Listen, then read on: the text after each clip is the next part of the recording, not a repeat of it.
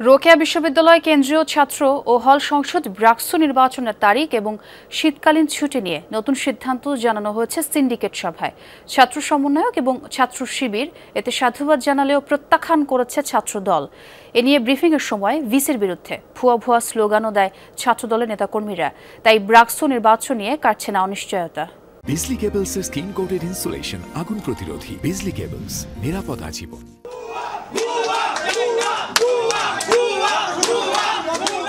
এই দৃশ্য বুধবার রাতের রোকেয়া বিশ্ববিদ্যালয়ের প্রশাসনিক ভবনের সিন্ডিকেট রুমের। বেলা ৩টায় শুরু হয়ে জরুরি সিন্ডিকেট সভা শেষে তখন ব্রিফিং করছিলেন VC doctor M Shawkat Ali. ২৪ December নির্বাচনের তারিখ ঠিক রেখে শীতকালীন ছুটি এগিয়ে ২৫ ডিসেম্বর থেকে ১০ জানুয়ারি পর্যন্ত ঘোষণা দেন তিনি।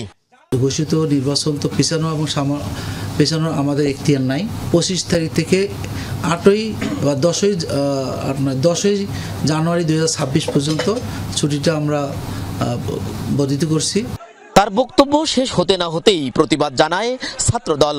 ভুয়া স্লোগান দিয়ে ক্ষুব্ধ প্রতিক্রিয়া জানান তারা। অন্য পাশে শিবির ও ছাত্র সমন্বয়করা সাধুবাদ জানান নতুন সিদ্ধান্তকে। পরে ক্যাম্পাসে আনন্দ মিছিল হয়।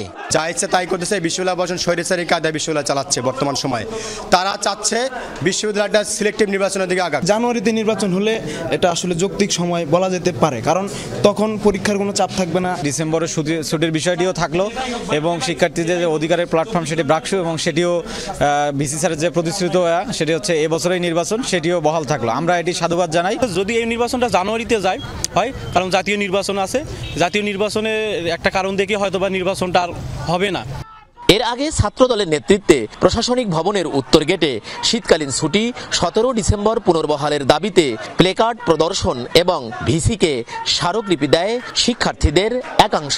অপরদিকে একাডেমিক ক্যালেন্ডার ঠিক রেখে ডিসেম্বরের দ্বিতীয় সপ্তাহে ব্রাক্সু নির্বাচনের দাবি জানিয়ে প্রশাসনিক ভবনের দক্ষিণ গেটে সংবাদ সম্মেলন করে শিবিরের নেতৃত্বে শিক্ষার্থীদের আর একাংশ। আমাদের দাবি ছিল ১৭-১৮ বা সেকেন্ড উইক, যেটা ১৭ প্রথমে ডিসেম্বর ফার্স্ট উইকে নির্বাচন দিয়েছি, পরবর্তী দেখি যেহেতু ওনারা কালক্ষেপণ করছে, এটা বাস্তবসম্মত ছিল না। পরবর্তী আমরা সেকেন্ড উইক ১৭-১৮ ডিসেম্বর মধ্যে যেন হয়। বিশ্ববিদ্যালয়ের এই যে বৃহৎ সংখ্যক শিক্ষার্থী, ৮,০০০-এর মতো শিক্ষার্থীর স্বার্থকে সাইডে রেখে বৃহৎ ক্ষুদ্র কয়েকজন মানুষ বা ব্যক্তির স্বার্থ রক্ষা করবেন না। এই বছরে প্রশাসন আমাদেরকে নির্বাচনের জন্য, ব্রাক্সু নির্বাচনের জন্য শীতকালীন ছুটি জানুয়ারিতে নিতে যাচ্ছে, যেটা আসলে আমাদের সাধারণ শিক্ষার্থীদের জন্য খুবই করুণাদায়ক এবং দুঃখজনক।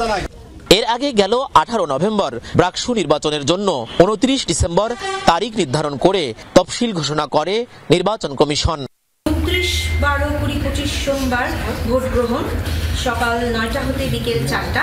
পরিশেষে ২৯-১২-২০-২৫ সোমবার ফলাফল ঘোষণা, ভোট গণনা শেষে।